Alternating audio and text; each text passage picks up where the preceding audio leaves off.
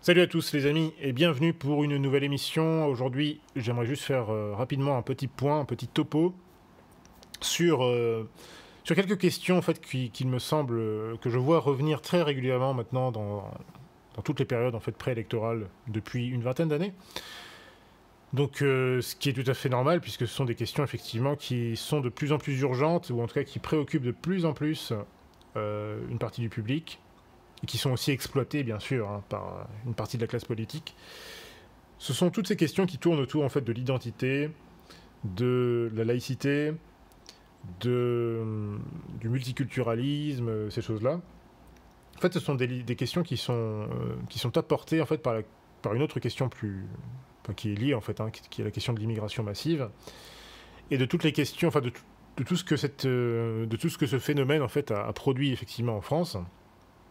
Alors phénomène que je rappelle, hein, je rappelle que l'immigration massive, c'est avant tout un processus, un phénomène qui a été volontairement organisé par une partie de l'élite politique et industrielle française. Ça, il faut quand même toujours le rappeler. Donc depuis au moins les années 60-70, avec évidemment le soutien et la propagande de certains médias et de certaines communautés, hein, que vous connaissez bien. Ça, il ne faudrait jamais l'oublier, parce que j'ai l'impression qu'aujourd'hui, certaines personnes semblent l'oublier, ou en tout cas ne veulent pas le rappeler. Je pense qu'il serait de bonne loi justement de le rappeler. Bon, en tout cas, évidemment, voilà, aujourd'hui, l'immigration, ça a causé quoi? Ça a causé notamment le fait que une grande partie de cette immigration est d'origine, on va dire, africaine, nord-africaine, en partie peut-être orientale, ou enfin moyenne-orientale, bon. En tout cas, une bonne partie de cette immigration, effectivement, étant de religion, de culture musulmane, eh bien, se pose la question depuis notamment, je dirais, une vingtaine d'années, régulièrement, on a des questions autour de l'islam, des débats autour de l'islam, du communautarisme islamique, etc., etc. Et évidemment, tout ceci met en stress, évidemment, les valeurs laïques de la République française. Moi, ce que j'observe déjà, premièrement, c'est que vous savez, j'en avais déjà parlé dans mes vidéos sur le phénomène d'amnésie identitaire française. J'avais remarqué ceci, c'est-à-dire que j'avais parlé effectivement qu'il y a vraiment une espèce de césure, hein, de schizophrénie identitaire française entre la France, que moi j'estime être la France réelle, historique, c'est-à-dire la France catholique, issue du baptême de Clovis, la France de Saint-Louis, voilà, et tout ça, quoi. La France des Vendéens, etc., etc., la France contre-révolutionnaire, bon. Et d'un autre côté, vous avez la France synthétique, la France issue de la Révolution française, qui, elle, n'est pas du tout catholique, elle est agnostique, libérale, athée, oui, quasiment, libérale, laïcarde, et en tout cas, elle a adopté en fait plus ou moins les principes, en réalité, de la franc-maçonnerie, qui est devenue, on va dire, qui a remplacé, en fait, de façon occulte, l'Église en termes de logiciel, si vous voulez, spirituel et temporel. Donc déjà, vous avez cette césure-là. Césure d'ailleurs qui n'est pas vraiment bien considérée, en tout cas pas bien comprise par beaucoup de Français en fait, hein, qui ne se rendent pas vraiment compte de ça. Donc ça c'est déjà problématique. Mais en fait, vous avez aussi une césure évidemment au sein même de cette France post-révolutionnaire, qui est un royaume divisé contre lui-même. Donc vous connaissez la parabole de notre Seigneur Jésus-Christ. Hein, donc voilà, cette France post-révolutionnaire, c'est un petit peu un royaume de diablotins qui se tirent un petit peu tous la queue. Donc c'est un royaume où règne la division, par nature, par définition, et par conséquent, vous avez constamment, depuis longtemps, mais spécifiquement depuis une vingtaine d'années, une opposition, en fait, entre un pôle, on va dire, plutôt globaliste, internationaliste, cosmopolite, donc qui est plutôt un pôle de gauche en général, hein, mais pas seulement, il y a aussi un pôle libéral de droite, donc c'est un bloc un peu comment dire, complexe, hein, mais c'est un peu le pôle libéral-libertaire. D'un autre côté, vous avez un pôle plutôt jacobin ou national-républicain, mais qui lui aussi adopte en fait ou en tout cas reprend, s'inspire vraiment de l'héritage révolutionnaire, mais qui va le faire d'une façon un peu plus dure, en se revendiquant effectivement donc de principes jacobins, de principes laïcards, mais vraiment, notamment, on va s'en servir, si vous voulez, notamment comme par un effet de réaction par rapport justement effectivement à pas mal de phénomènes que nous observons dans la société française, notamment le phénomène de communautarisme musulman. Bon. Donc vous avez cette césure effectivement au sein de la France révolutionnaire. Évidemment, ça cause beaucoup de problèmes. Et ça nous cause même des problèmes pour tout le monde, parce que nous subissons tous, enfin tous les citoyens français, eh bien, subissent, si vous voulez, les effets de cette schizophrénie qui se tient effectivement au sein de cette partie du pôle révolutionnaire.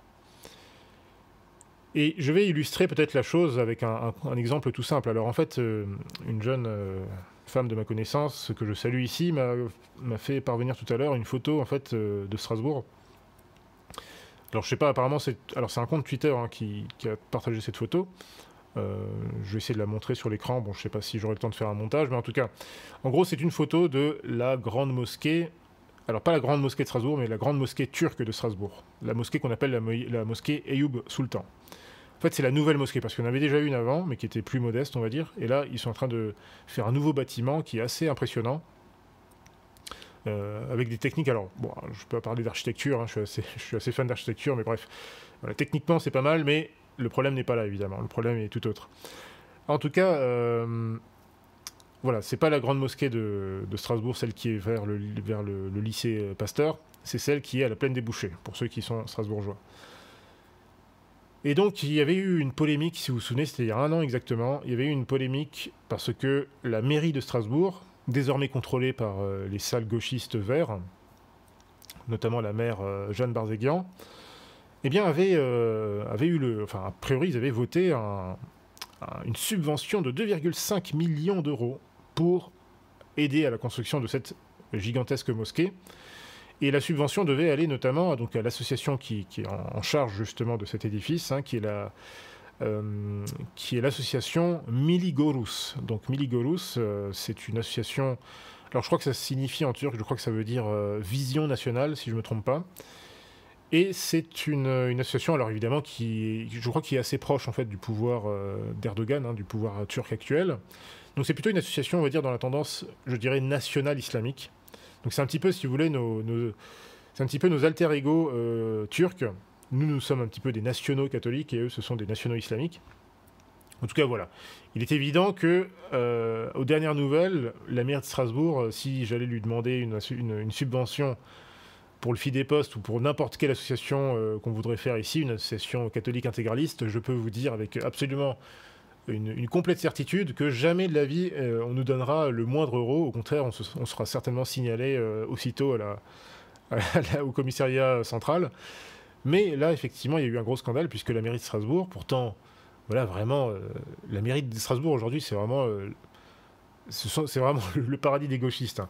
Je veux dire, malheureusement, ma pauvre ville, hein, moi, ma famille, elle habite à Strasbourg depuis des siècles et des siècles. 4 siècles exactement, c'est déjà pas mal.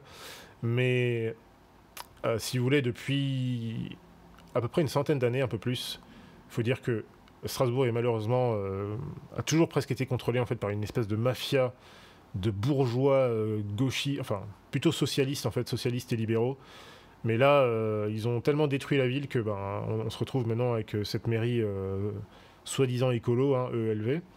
Donc c'est une catastrophe, mais bon, évidemment, cette décision-là de subventionner cette mosquée a fait un grand scandale, à tel point que même, je crois, Marlène Schiappa avait critiqué en disant que c'était irresponsable, voilà, parce que la Turquie, je crois, c'était, comment dire, était sortie de certains traités, je crois, par exemple, traités internationaux, vous savez, contre les violences faites aux femmes ou des trucs comme ça, donc forcément, bon, voilà, c'était pas forcément opportun.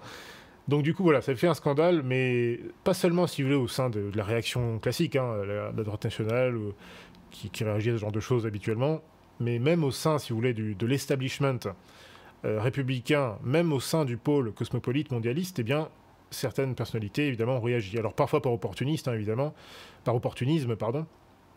Je veux dire, Schiappa, voilà, on sait que c'est une opportuniste totale, donc voilà, là, c'était opportun pour eux, surtout pour la majorité présidentielle, de critiquer en fait les Verts, hein, qui sont aussi une relative menace pour eux au niveau peut-être des présidentielles, pas de celle-ci, mais peut-être plus tard. Enfin bon. En tout cas, voilà. En tout cas, ça avait créé une polémique assez considérable. Alors finalement, je crois que la mairie de Strasbourg, alors c'est pas la mairie de Strasbourg qui avait retiré sa subvention, mais c'est en fait ils avaient fait un deal avec Miligorus, hein, donc avec l'association. et l'association avait retiré sa demande de subvention, donc voilà, ça s'était un petit peu tassé comme ça, voilà, et je pense qu'ils avaient trouvé un compromis d'une façon ou d'une autre. Mais quand même, voilà, l'intention était là. Bon, évidemment, tout ça a causé une grosse polémique, et une polémique qui n'est pas finie, parce que si vous voulez, pour moi, il y a deux sortes de polémiques concernant l'islam. Il y a des polémiques justifiées et il y a des polémiques qui sont injustifiées. Pour moi, cette question-là, l'affaire que je viens d'évoquer, pour moi, ça c'est une polémique très justifiée. Parce qu'elle aborde un point fondamental, en fait, du problème du laïcisme en France. Et même du gouvernement que nous avons en France. De la forme de l'État que nous avons actuellement. Par contre, moi, ce qui me fatigue, c'est que, au lieu d'aller au fond de ce genre de sujets, qui sont vraiment des sujets fondamentaux, au lieu d'aller vraiment sur ce genre de cas, eh bien, on voit régulièrement, depuis longtemps maintenant, mais encore récemment, bon, on voit notamment dans la mouvance plutôt un petit peu identitaire, voilà, je dirais identitaire néoconservatrice, justement, de la partie du pôle jacobin de la tradition révolutionnaire, eh bien, on voit souvent des débats, vous savez, le débat classique, c'est le débat sur le voile. Et ça me fatigue. Franchement, je ne supporte plus. J'entendais l'autre fois Zemmour qui avait été interrogé par je ne sais plus quel journaliste qui lui demandait « Oui, monsieur Zemmour, est-ce que vous allez interdire le port du voile dans l'espace public si vous êtes élu ?» Et lui, il répond « Oui, oui, tout à fait, je considère que ceci ou que cela, je ne sais plus ce qu'il a donné encore comme justification, mais lui, il a dit qu'il était tout à fait pour ça. » Je suis désolé, mais franchement, bon, Zemmour, autant il peut dire des choses vraies, des choses justes, voilà, il a des qualités, mais là, franchement, c'est n'importe quoi. Qu'est-ce qu'on s'en fiche que des femmes s'habillent avec portent un voile? On s'en fiche complètement. La question n'est pas du tout là. Et pour moi, franchement, Zemmour fait une très mauvaise campagne sur cette question-là. Il n'est pas du tout malin, surtout qu'il est quand même pas mal diabolisé. J'écoutais la radio hier, j'ai écouté la radio presque par hasard, et il y avait toute une émission à charge contre Zemmour sur le service public. Je crois que c'était France Inter ou je sais plus quel autre truc.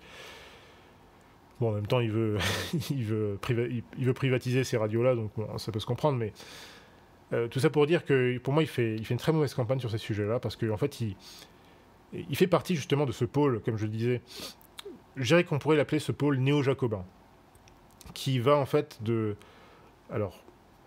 qui est essentiellement composé, je dirais, de gens qui viennent historiquement plutôt de la gauche républicaine, des gens comme Onfray, Elisabeth Lévy, Finkielkraut, bon, j'en ai déjà parlé souvent, hein, ou d'autres personnalités comme ça, même Zemmour qui votait Mitterrand dans les années 80, donc en fait des gens qui étaient, oui, plus d'une tradition vraiment de gauche républicaine, mais au sens un petit peu mitterrandien encore, mais qui, si vous voulez, à la fin des années 90, début des années 2000, ont commencé vraiment à se dire, voilà, mais il y a de l'insécurité, il y a du communautarisme islamique, etc. Donc la nouvelle menace aujourd'hui, c'est le communautarisme islamique, et ce sont les racailles multiethniques de banlieue.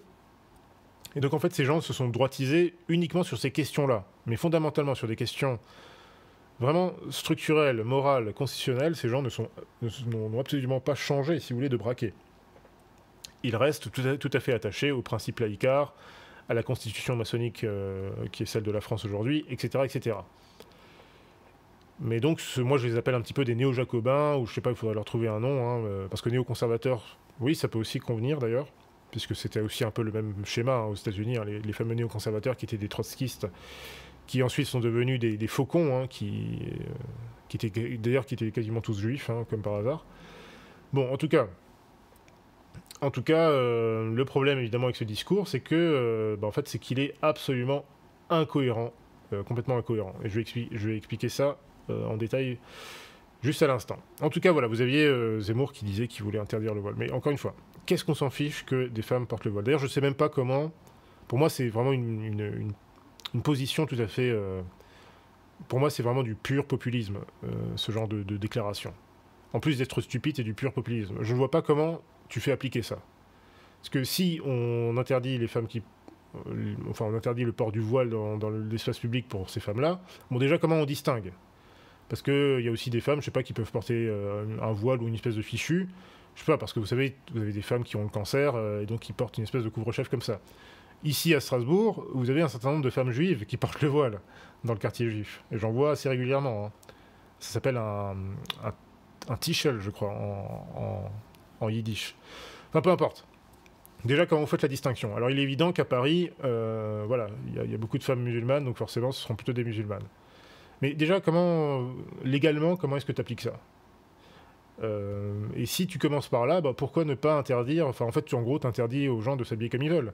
Dans ce cas, pourquoi pas interdire aux jeunes filles de porter des crop tops ou, je sais pas, ou aux garçons de s'habiller en jupe, par exemple? Ça, ce serait utile, parce qu'apparemment, il y a aussi il y a aussi ce genre de cas hein, qu'on voit notamment avec l'idéologie LGBT de plus en plus. Hein, on voit des jeunes garçons complètement déboussolés hein, qui commencent à devenir des espèces de transsexuels dégénérés. Donc pourquoi ne pas aller jusqu'au bout dans ce cas? Donc, mais non, la question doit se porter sur le voile islamique. Bon, pour moi, c'est grotesque. La question n'est pas là, on s'en fiche de tout ça. Et je ne veux pas qu'on vienne me dire, parce qu'il y a toujours des gens qui viennent me dire, oui, mais attention, le voile est un signe de revendication de ceci ou de cela. Mais fermez-la, les amis, arrêtez. Sinon, dans ce cas, tout est un signe de revendication. Le mec qui... Enfin bref, c'est n'importe quoi. La question ne se pose pas là. C'est pas comme ça qu'on fait de la politique. La politique doit se faire au niveau structurel. Donc les vraies questions, c'est par exemple ces questions de construction de mosquées. Les vraies questions, c'est comment est-ce qu'on contrôle ces associations islamiques que la République laisse courir tranquillement depuis des années maintenant. Les vraies questions sont là en fait. On s'en fiche complètement. Laissez les femmes musulmanes porter des voiles, on s'en tape complètement.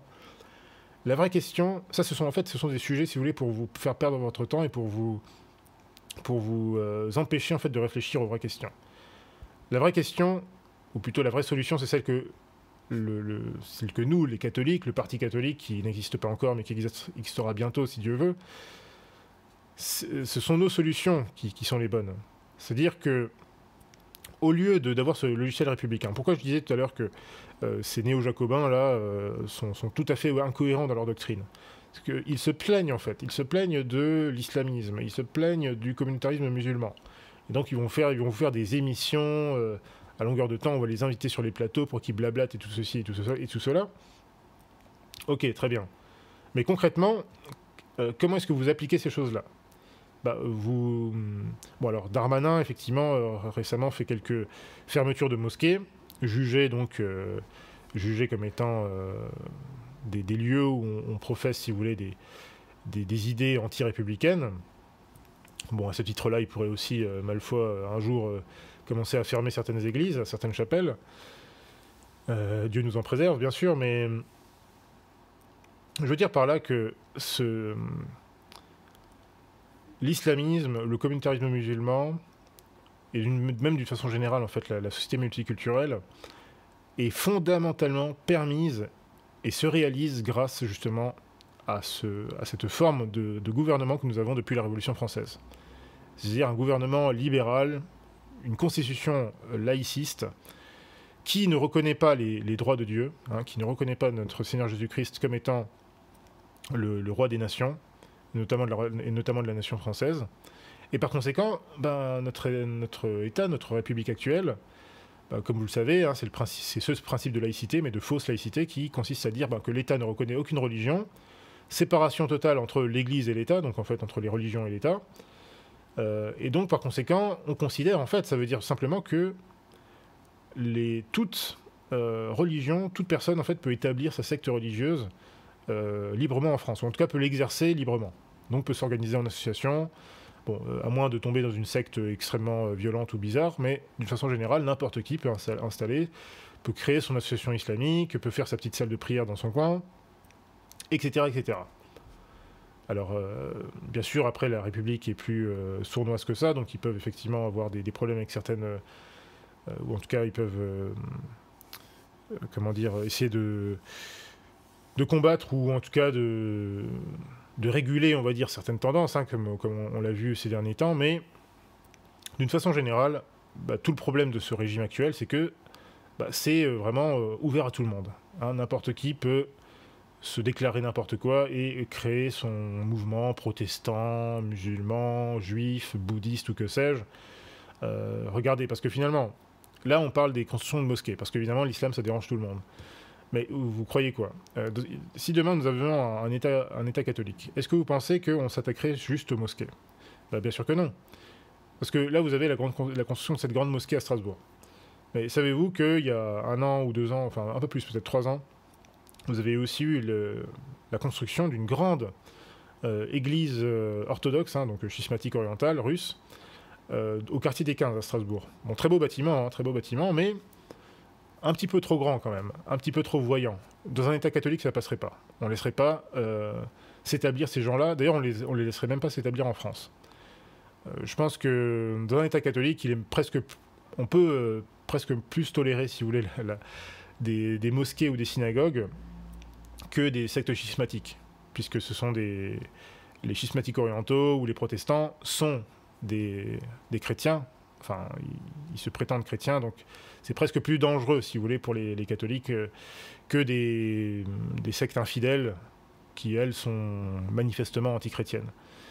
En tout cas, bon, je ne sais pas ce qu'en dit la théologie morale ou le catholicisme politique à ce niveau-là, mais c'est une question qui se pose. Bref, en tout cas, dans un État catholique, clairement, c'est pas juste aux mosquées qu'il faudrait s'attaquer. Il faudrait aussi voir, voilà, tel mouvement, telle musique, est-ce qu'on l'autorise, est-ce qu'on le tolère pas? Tel mouvement islamique, est-ce qu'on le tolère, est-ce qu'on le tolère pas? Je sais pas, truc protestant, telle église protestante, est-ce qu'on les tolère ou pas? Et pareil pour tout, pour les bouddhistes, pour les hindouistes. Il faut avoir vraiment, enfin dans un État catholique, il y a vraiment une attention toute particulière portée justement, notamment aux faits religieux dans la société. C'est-à-dire qu'à partir du moment où vous reconnaissez dans votre constitution que c'est Jésus-Christ qui est le roi de la société, des nations, par conséquent, il est clair qu'une partie du droit, en fait tout le droit quasiment, va découler en fait des lois divines de l'Église.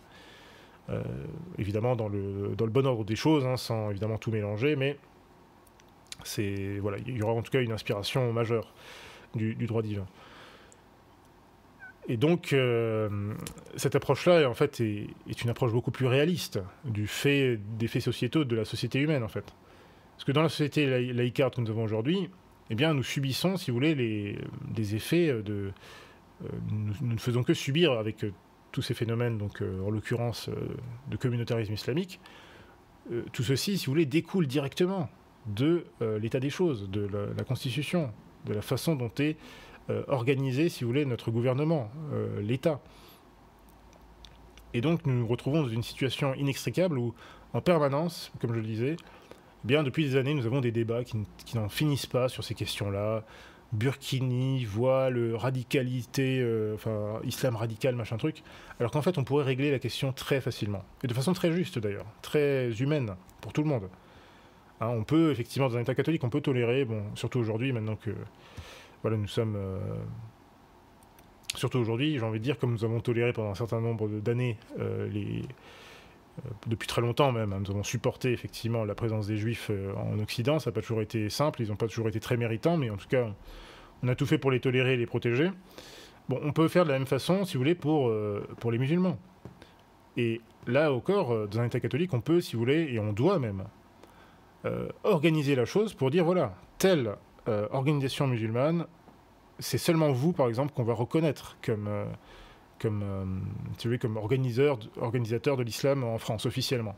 Et tous les autres, ils sont interdits. Ils n'ont pas le droit d'être en France, on les dégage, ils n'ont pas le droit d'être là. Donc on organise, en fait, on centralise quelque part l'organisation de l'islam afin d'avoir, si vous voulez, une certaine mainmise, afin que la tolérance ne se transforme pas en imprudence. Mais justement, dans la société laïcarde, eh bien, c'est tout le contraire. Puisque n'importe qui peut créer sa secte ou son association ou son mouvement religieux.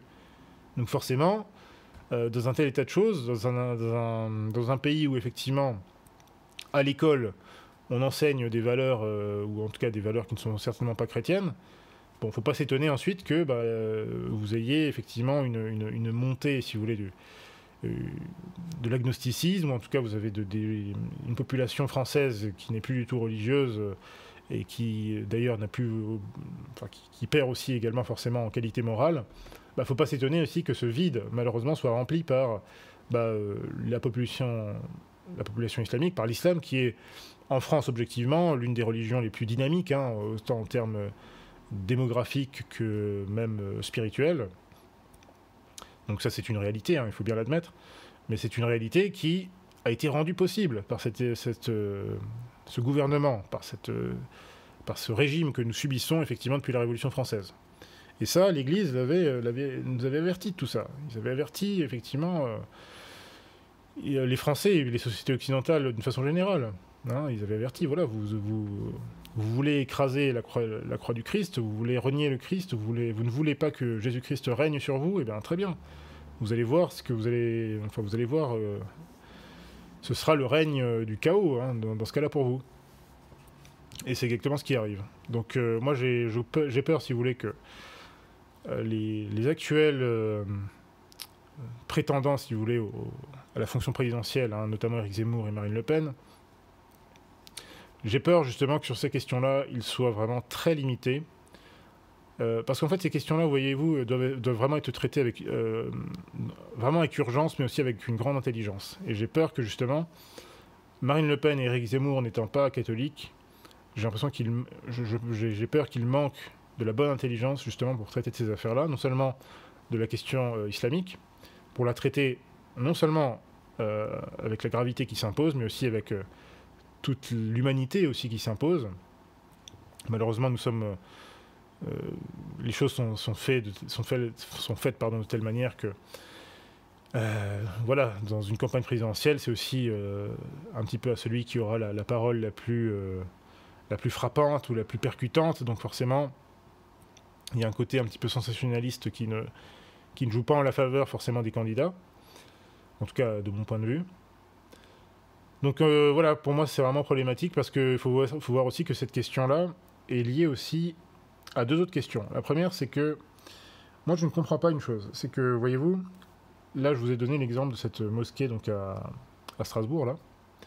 Bon, c'est clair que dans un État catholique, on n'aurait jamais permis la construction d'une telle mosquée.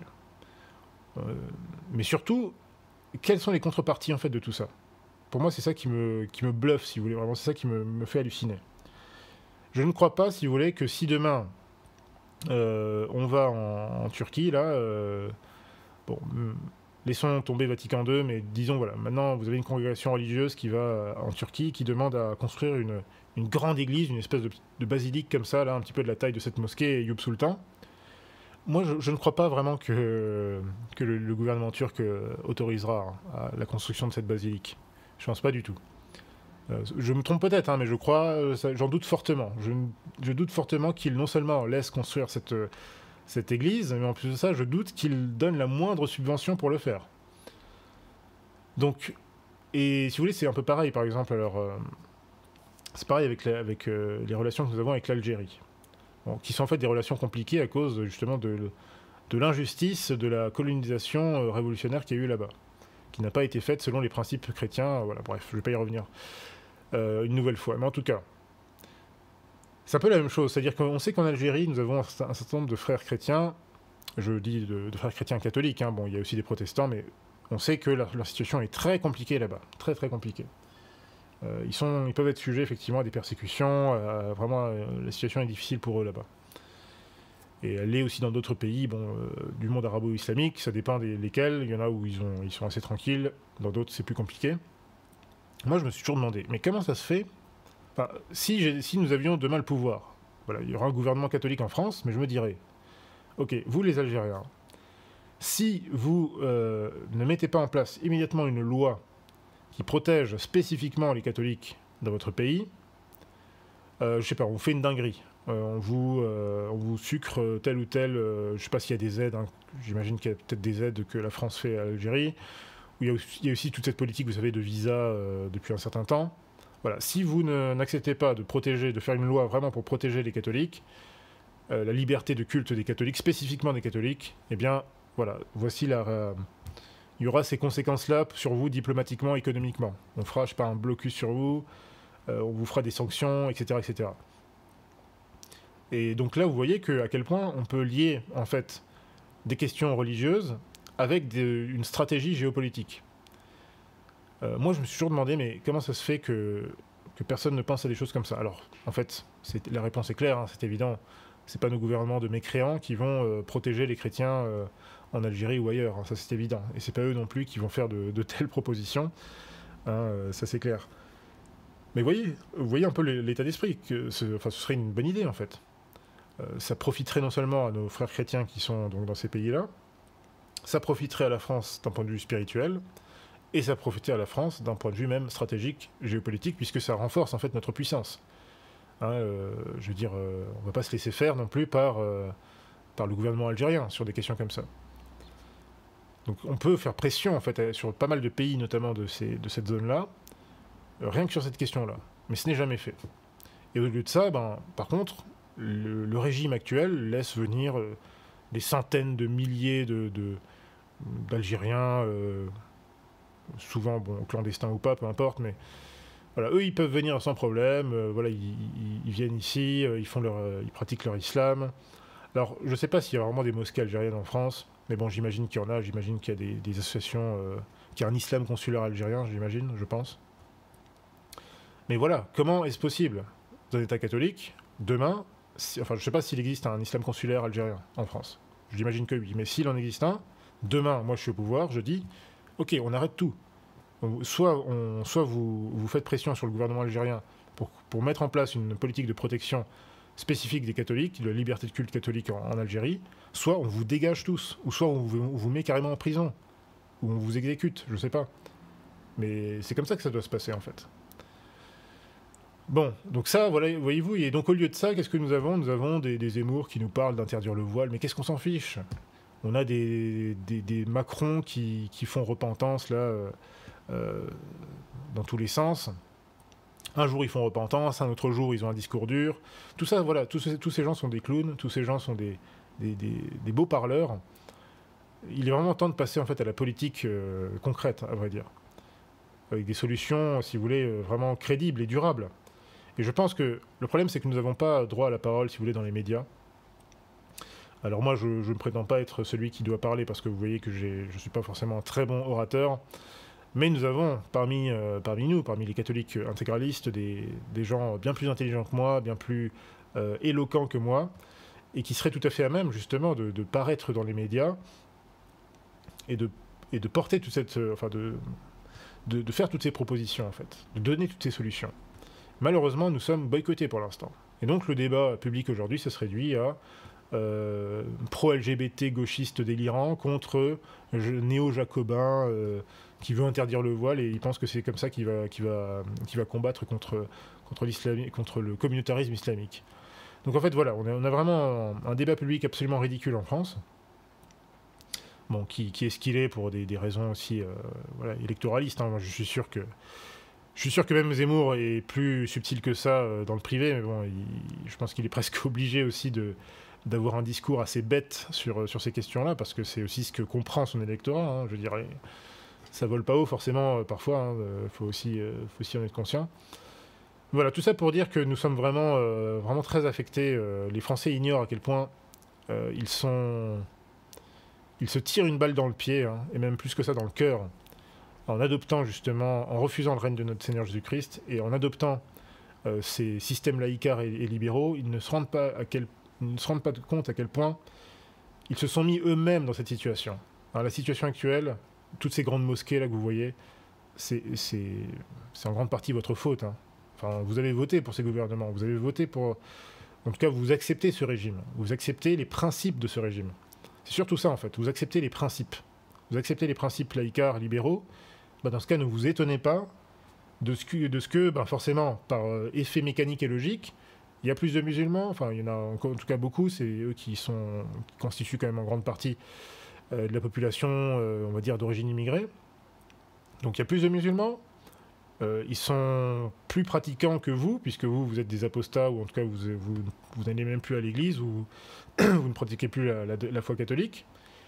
Forcément, dans ce cas, oui, il y a un effet logique, hein, il y a un vide qui se remplit, du coup, puisqu'on les laisse faire, ils construisent des mosquées. Et ils revendiquent très fièrement et librement leur religion. Et quelque part, on les comprend parfaitement.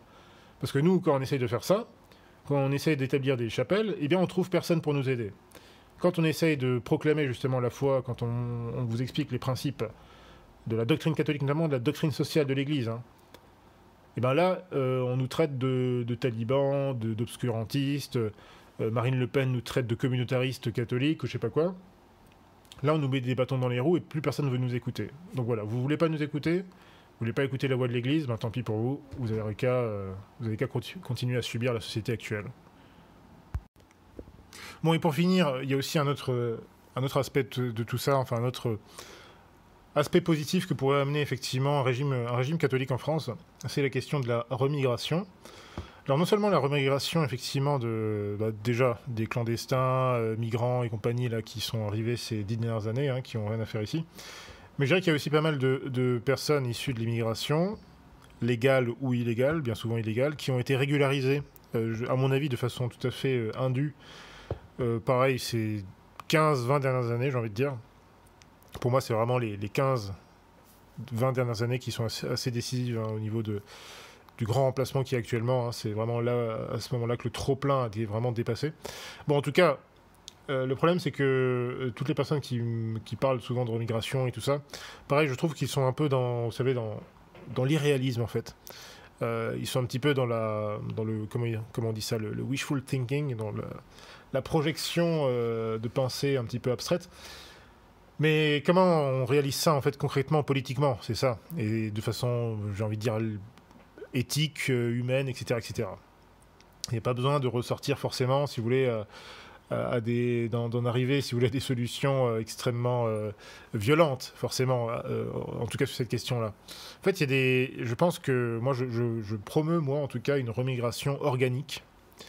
Pas forcément, alors il y a certaines personnes qui avaient aussi parlé, vous savez, de faire simplement des accords, hein, avec d'autres pays, avec les pays justement d'où viennent ces populations, hein, pour que ces pays reprennent ces populations.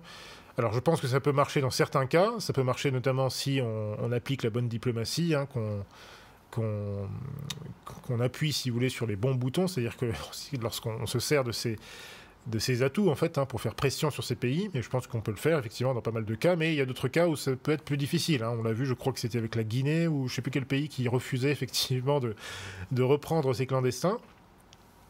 Mais moi, je pense qu'il y a encore un autre aspect très important. Bon, déjà, je pense qu'on peut mettre en place éventuellement des sanctions économiques ou des choses comme ça, mais il y a aussi un autre aspect tout simple, c'est qu'à partir du moment où vous avez une société comme on l'a actuellement, qui est non seulement permissive au niveau de ses frontières, hein, mais en plus de ça, qui est très permissive dans son sein même. C'est-à-dire que quand vous êtes je l'ai déjà dit à plusieurs reprises, mais quand vous êtes un clandestin, vous débarquez, vous êtes un jeune clandestin, je sais pas moi, peut-être que vous étiez un bandit, je sais pas, un jeune délinquant, je sais pas moi, afghan, ou je sais pas de quel pays, voilà, vous débarquez dans le Paris dégénéré actuel, où on vous donne effectivement, enfin on vous offre certaines facilités, hein, bon, même si c'est pas tout rose, hein, d'être clandestin, ça j'en suis sûr, mais voilà, en tout cas, on vous offre quand même pas mal de facilités, et en plus de ça, voilà, vous êtes dans une société extrêmement permissive, en tout cas par rapport à l'Afghanistan, c'est sûr.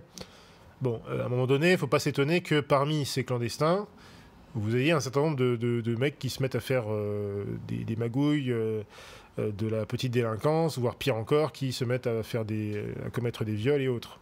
Faut pas s'en étonner non plus. Enfin, je veux dire, c'est quasiment un choc, c'est pas un choc civilisationnel ou quoi d'autre comme disait Zemmour, c'est juste en fait logique. Hein, vous arrivez dans une société complètement ultra permissive alors que vous venez dans un endroit où on vous coupait les mains si on vous chopait en train de voler une mobilette. Enfin, j'exagère un peu, mais vous voyez.